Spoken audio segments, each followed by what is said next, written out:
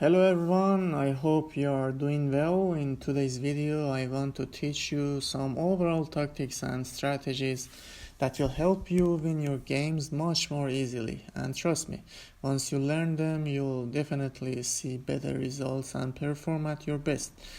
The first and the most important things you need to do in a match is the picking phase. You must pick the best hero you can, a hero that lets you make the highest possible impact in the game. As you know, if you are playing support, you usually don't know which heroes the enemy has picked before you.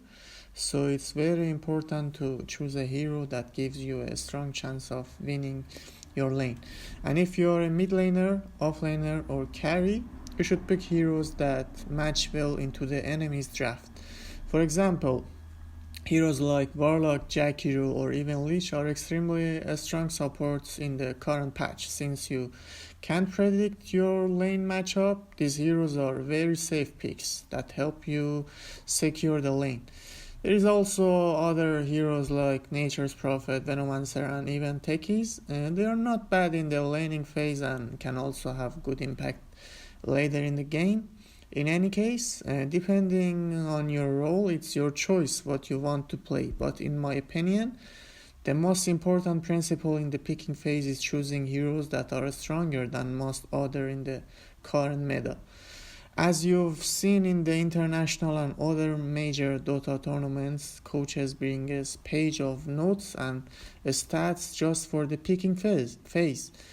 And it matters that much. They try too hard to win the draft that sometimes the game is practically decided before it even starts. Now, if you want to rank up, one of the best things you can do is check websites like Dota Pro Tracker or Dota Buff.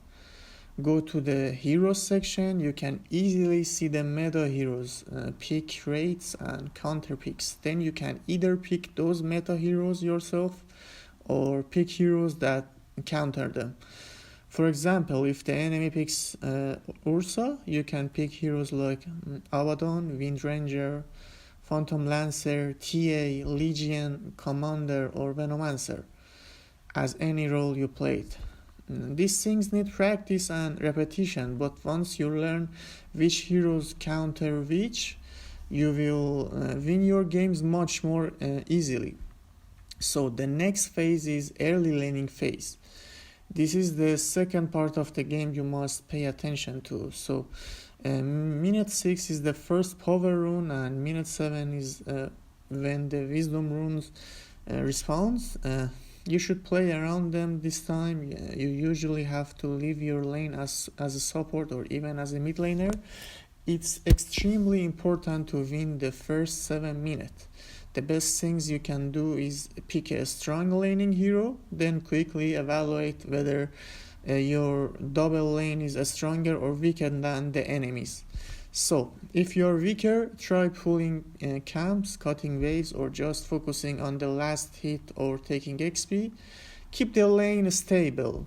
But if you are stronger, you must play aggressive and pressure the enemy.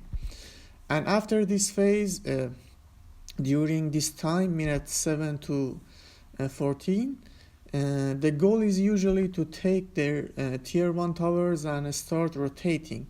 If your heroes have the ability to pressure, try to force the enemy carry, take their tower and create a space for your own carry. If you cannot take towers with your lineup, the best things to do is stack camps as supports and help your mid laner or safe laner farm more efficiently. The next phase is around this timing, 14 to 20. So you should be getting your second major item and if possible go for a smoke and try to take map control. Killing the enemy carry or mid laner and freeing towers is very important. After 20 minutes the Tormentor and Roshan coming, and from this point onward the most important objective are Tormentor and Roshan. Any team that secured this objective earlier will have a much higher chance of winning. If you can take tier 2 towers, Roshan or the Tormentor, your game flow becomes much easier. The best things you can do after minute 20 is ward around Roshan and the Tormentor and tell your teammates to play around these objectives, and this is simple. Once you secure them, push the next towers. The next phase is going to the high ground and its strategies. After taking tier 2 towers, it's time to think about high ground. But this is where many low rank players make mistakes. Some enemy lineups are extremely strong on the high ground, like Magnus, Sniper, or certain heroes with big AoE spells. To push high ground safely, you either need Aegis or a successful fight on low ground first, where you kill one or two enemy heroes, supports, or offlaner. If you rush high ground carelessly, even when you are 80 or 90% ahead the game, you can suddenly become a 50-50 game. So, when you get Roshan and want to go high ground, always ask yourself, can we actually win a fight here on the high ground? If not, don't force it, and you can farm, tighten the map, and wait for the best situation to fight. There is never a rule that says you must go high ground immediately after getting Aegis. This is one of the biggest mistakes low rank players make. So, you can take the tower, back off, farm again, then regroup for the next objective. And if it is possible, you can go high ground.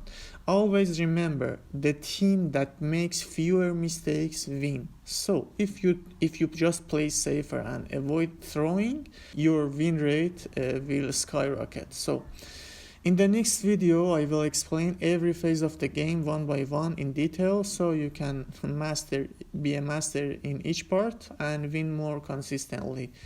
But for now, these were the main overall strategies to help you rank up more easily. Good luck, guys.